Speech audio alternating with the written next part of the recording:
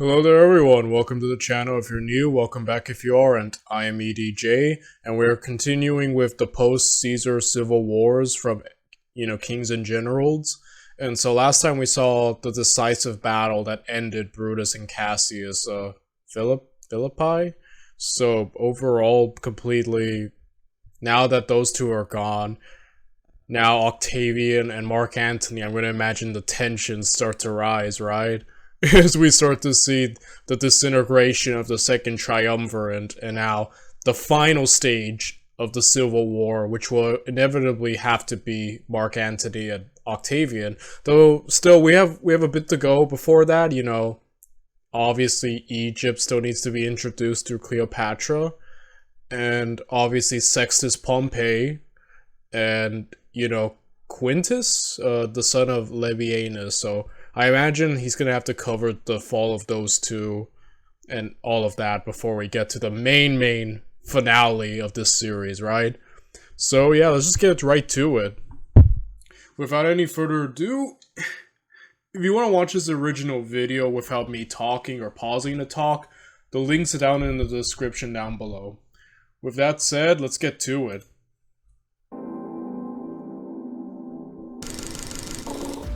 In October 42 BC, despite Caesarian victories at Phaselis, Thapsus, Munda, and now Philippi, the Pompeian party still lingered on. In Sicily, Sextus Pompey, one of the sons of Pompey Magnus, was still consolidating his position, gathering refugees from the war to his banners and posing a constant threat to Italy. Meanwhile, in the east, Quintus Labienus, the son of Titus Labienus, had been sent to Parthia by Brutus and Cassius to try and seek their support. After their deaths, Labienus remained in Parthia, and though little had emerged from this so far, the likelihood of a Parthian invasion was seeming more and more likely. The next war, however, did not emerge in either of these areas, but rather in Italy itself. One theme you'll gather is that following Philippi, the dynamic of the Second Triumvirate changed drastically. As the primary commander, Antony received much of the acclaim, and was thus the most powerful of the trio. Octavian, having participated in some capacity, also received some credit, while Lepidus, having been left behind in Rome, received none. Yeah. Moreover, sorry, Lepidus, that's kind of your place in history. Whatever accomplishments you've achieved, Lepidus, it's going to be relatively ignored, while people focus on Octavian and Antony. I feel bad for Lepidus. Like, on shows like Rome HBO, he's like portrayed kind of like stupid. And like, he's the idiot of the group while these two are having their feud. Lepidus is just there being useless, which, unfortunately, it's not a very flattering image that he's been portrayed. He's either portrayed as dumb and incompetent, or he's kind of just largely ignored, right?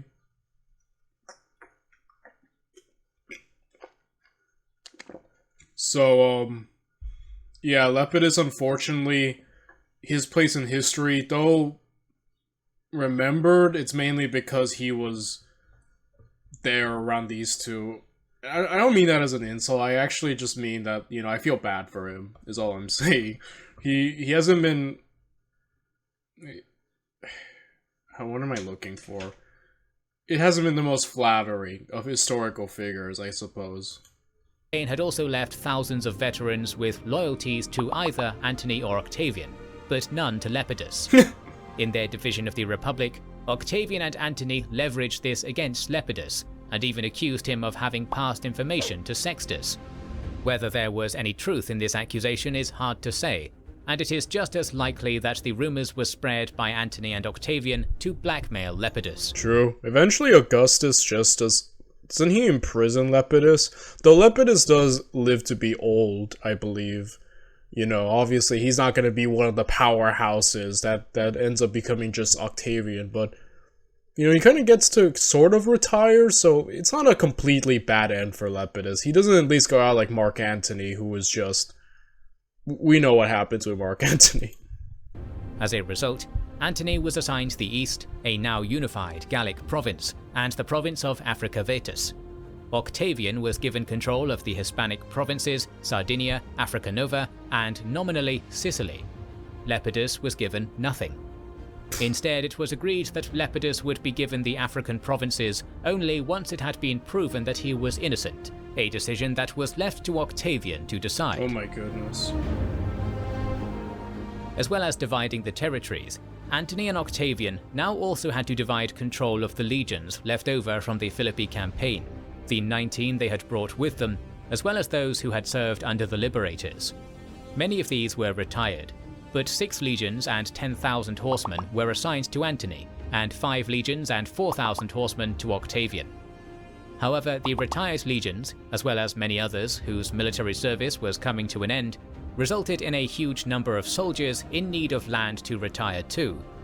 Prior to the Philippi campaign, Antony and Octavian had promised these soldiers retirement to colonies in some of Italy's best lands, and it was now time for them to fulfill this obligation. Antony went to administer the eastern provinces, while Octavian returned to Italy with the task of resettling the veterans. It is likely, though not definite, that Antony had deliberately assigned this task to Octavian, knowing how politically unpopular it would be. If Octavian stuck to their earlier promises, he would certainly infuriate much of the common populace, who would be displaced from their homes. You know, you see the beginning of the little jabs they're doing at each other politically, right? Though ultimately Augustus comes out on top because he basically reads Mark Antony's will. It's like the equivalent of reading someone's diary. He just reads it. So Octavian, in this battle of wits that's about to begin, we know comes out on top, but you're starting to see it already. Homes. If he tried to find new lands for the veterans rather than those promised, he would risk angering them. And if he tried to take land from the wealthy, he would alienate the senators. Faced with the problem of who to side with, Octavian chose the veterans. His entire political career so far had been built on the army, and he could not risk alienating them and driving more to Antony's side. Dude, true. Whoever has the biggest army has the most power in Rome at the end of the day. And yeah, he's gonna need them. As such, despite the unpopularity of the decision, Octavian began the process of resettling veterans in the areas previously promised to them. There were initially 28 legions that needed to be resettled, a number that swelled to 34 as Octavian granted more land to try and curry favor with the veterans. Taking into account losses, this may have amounted to more than 150,000 people. Such a large redistribution of land required a colossal amount of money, and Octavian was forced to sell all the remaining property that he had confiscated during the proscriptions, as well as taking vast loans and sums of money from temples. He did try to make concessions to the Senate, avoiding buying too much of their land, and judging Lepidus not guilty, and assigning him the governorship of Africa to try and keep them sweet. Instead, it was the agrarian middle class of the Republic that suffered the most.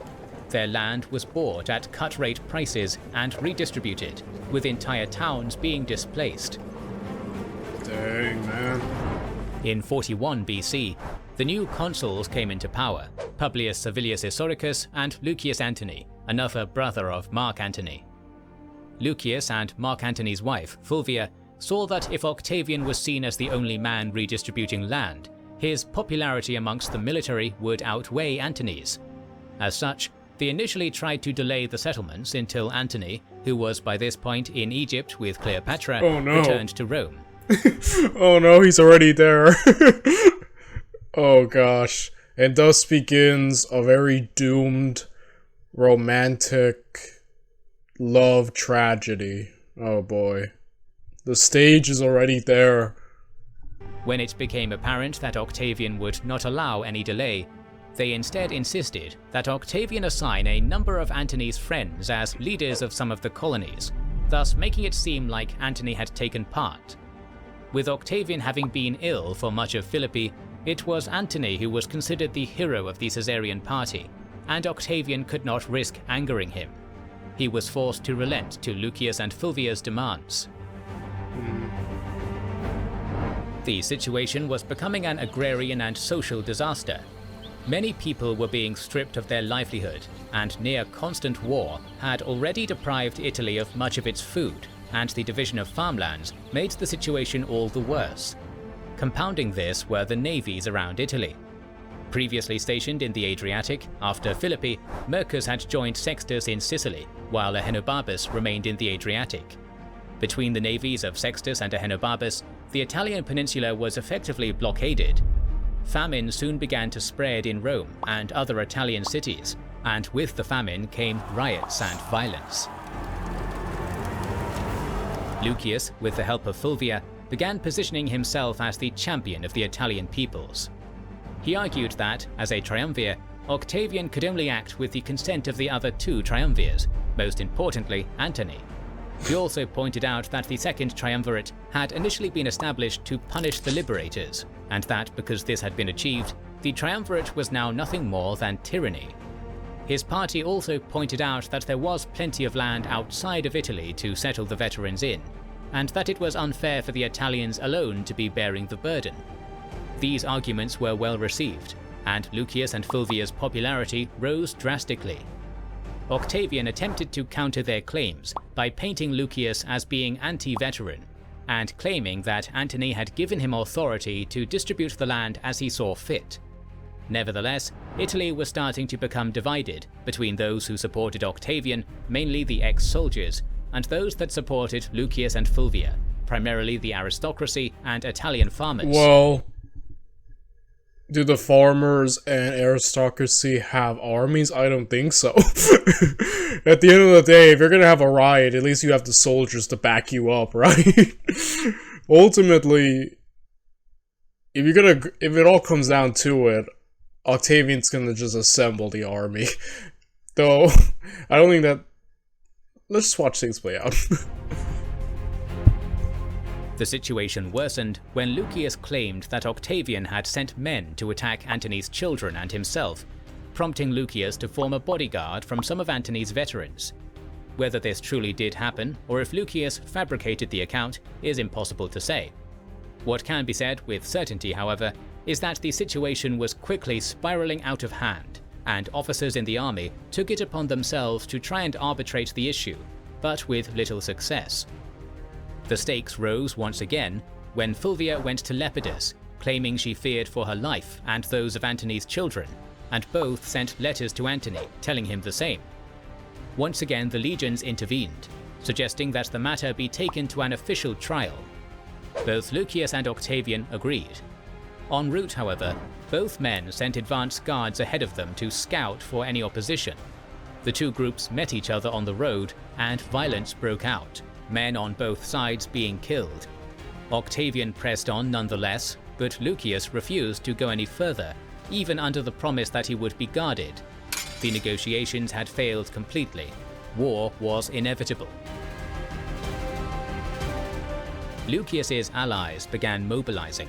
Titus Sextius, a Caesarian and longtime supporter of Mark Antony, retaking the province of Africa, while Ahenobarbus in the Adriatic sailed south and attacked Brundisium, burning a significant part of Octavian's fleet in port.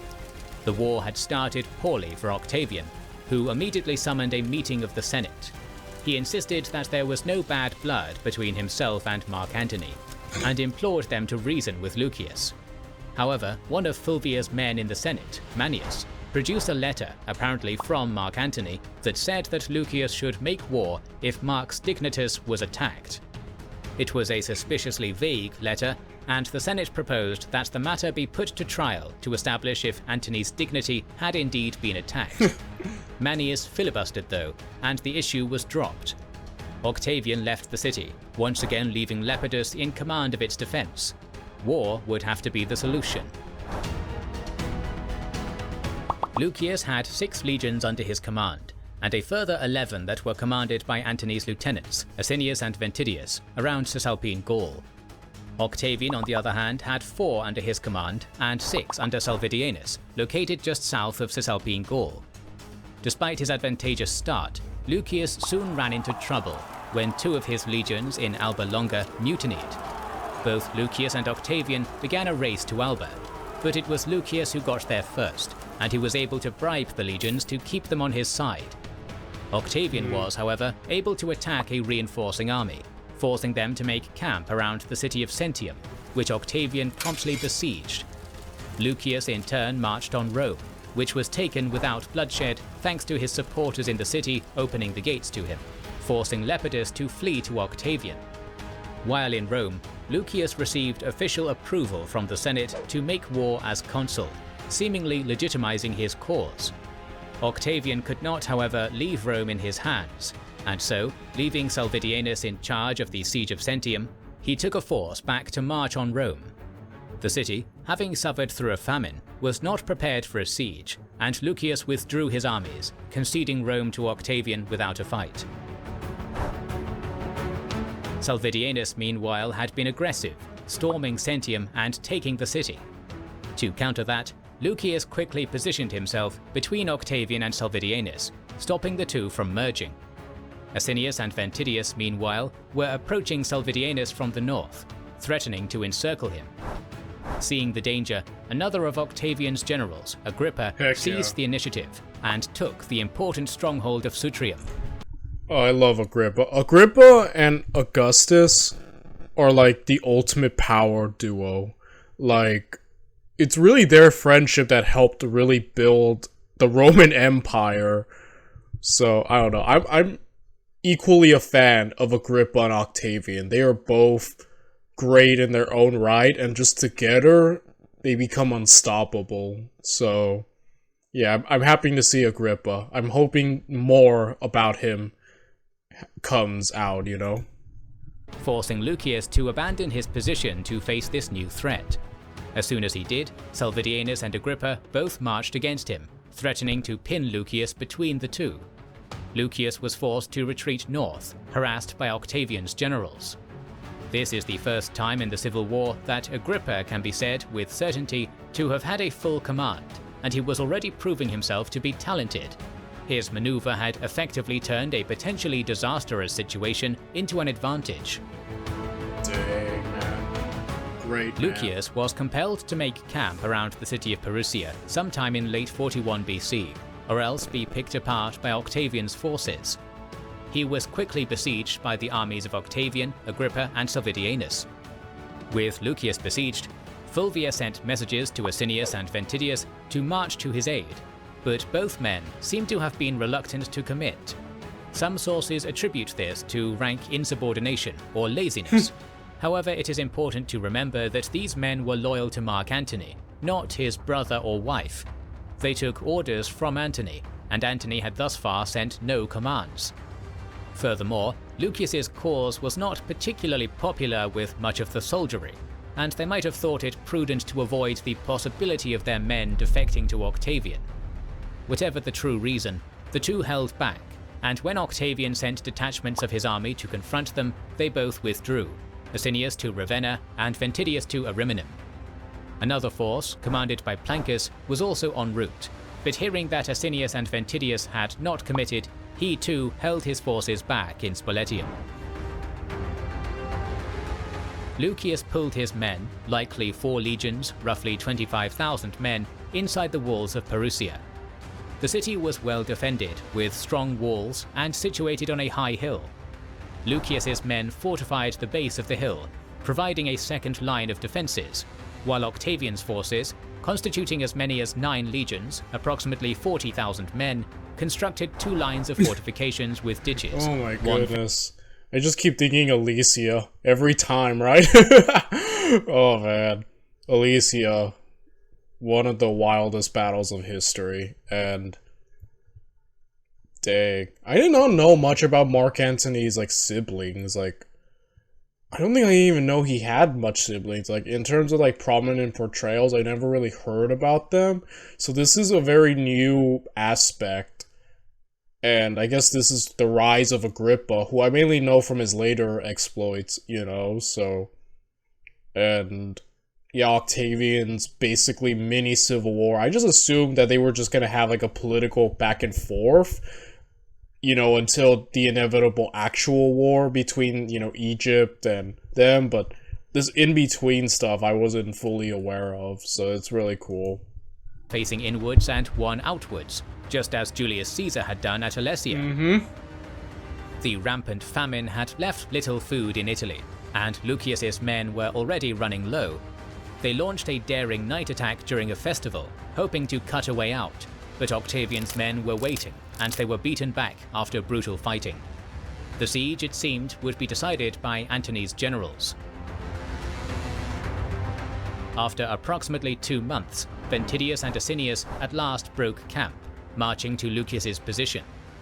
Agrippa moved quickly though, taking his force to cut the two off and forcing them to encamp in the city of Fulginium, where they united with the force of Plancus. They were less than 20 miles from Lucius and lit large signal fires to alert him of their location, massively raising the morale of Lucius's besieged men. Asinius and Ventidius were, apparently, eager to press on and overrun Agrippa. However, Plancus pointed out that if they tried this, Octavian's men could quickly march to their position and pin them between two armies. A decision had to be made. In Perusia, Lucius's men watched the fires anxiously, waiting for reinforcements. When none came, they assumed that they were simply delayed. They continued to wait until one night there were no more fires. Ventidius, Asinius and Plancus had made their decision. Lucius would fight alone. Growing more desperate, Lucius ordered another night attack, attacking almost the entire length of Octavian's defences. The battle continued throughout the night, but ultimately Octavian's men were able to hold the line and force Lucius to retreat. The food shortage in the city was becoming dire. Lucius ordered that no slave be given any food, and most were forced outside between the walls of Lucius and Octavian, where they tried to eat grass to survive. Many of Okay. This is literally just Elysia all over again. Oh my goodness. Oh my goodness. them died here. Lucius's men, in desperation, begged to try a final sally. They gathered all the ladders, siege hooks, and what Appian calls folding towers. Rather than attack across the length of the line, this time they focused their attacks on a few specific locations, hoping to disperse Octavian's forces as much as possible, while still keeping theirs concentrated enough to make a breach. Lucius's men fought bravely, scaling the walls, and initially seeming to hold the upper hand. Octavian, however, had held his best troops in reserve. Once the men fighting on the walls on both sides were exhausted, Octavian committed his fresh reserves, throwing Lucius's men from the walls and destroying. Very smart, Octavian, keeping your best in the back, like Caesar did several times, and then sending them out fresh and ready to fight. Good on you, man. Good on you. Destroying the planks that led from the siege towers to the walls. Lucius's forces were trapped on the ground and under near constant missile fire. He ordered a retreat, but some of his men, driven by desperation and bravery, tried again to scale the wall with ladders, only to be repulsed. Again, Lucius called the retreat, leading his force back inside the walls. The siege, which had lasted for no more than 6 months, was effectively lost. Dang.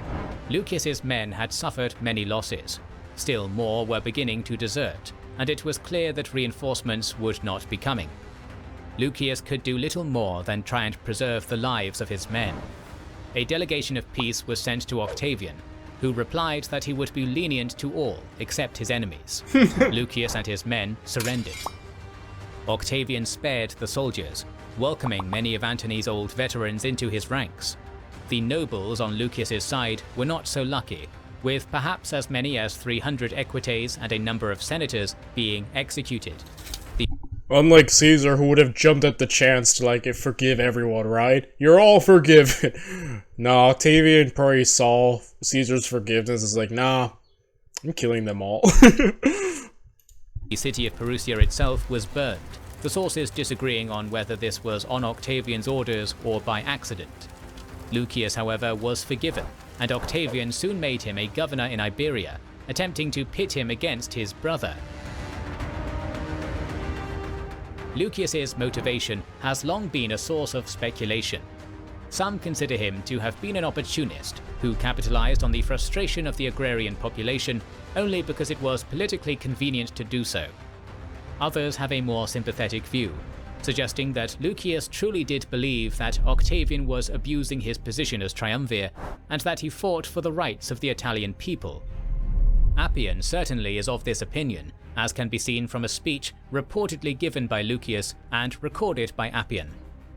"I undertook this war against you, not in order to succeed to the leadership by destroying you, but to restore to the country the patrician government which had been subverted by the triumvirate.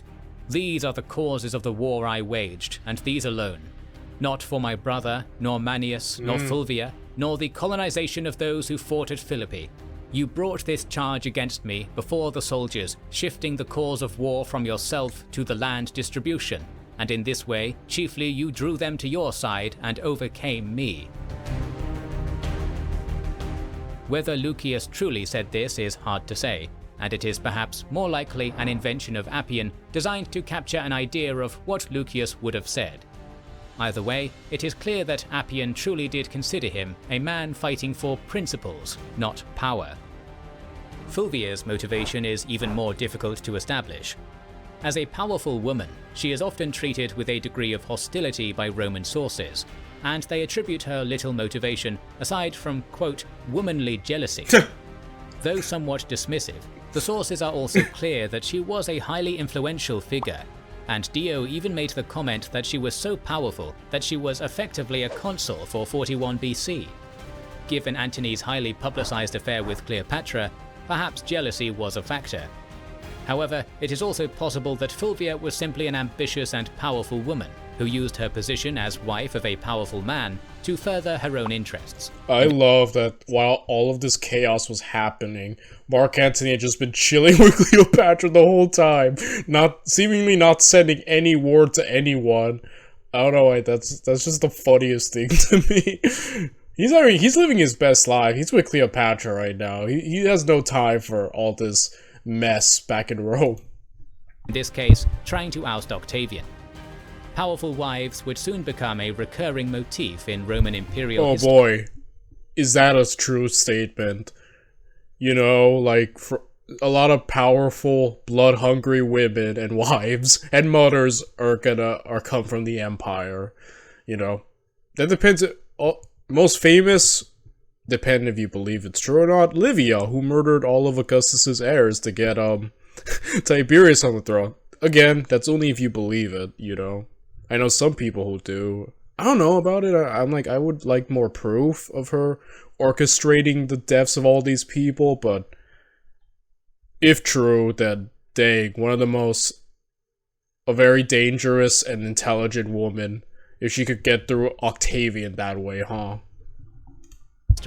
And Fulvia was one of the first to truly exploit her position. Following the conclusion of the war, Antony's lieutenants dispersed. Agrippa was able to convince 2 legions to defect to Octavian, but the majority, along with Asinius, Plancus and Ventidius, merged with the Ahenobarbus, who was then convinced to side with Antony. Octavian himself began planning to take Gaul from Antony, but in a stroke of luck, Antony's governor of Gaul died, allowing Octavian to seize control of the province. Antony's family was also forced to flee Italy, Fulvia taking refuge in Athens, and Antony's mother going to Sextus in Sicily. Antony, in the east, had seemingly been content to allow the situation in Italy to play itself out. It's unlikely that he agreed with his brother's sentiments. Antony was by no means a republican, and as a military man whose power was built on the army, it is improbable that he would have endorsed a position that threatened that relationship. Instead, he had spent much of 41 to 40 BC in Alexandria with Cleopatra, and preparing for a campaign against the Parthians, who had recently started making incursions. I know how the Parthian campaign goes with Antony, and it's a complete mess. So, arguably, maybe his biggest disaster. But then again, you know, there's also the loss against Agrippa. But, you know, this was just, I think he lost like, what, 60 to 80,000 men on this invasion? It's insane. Into Syria.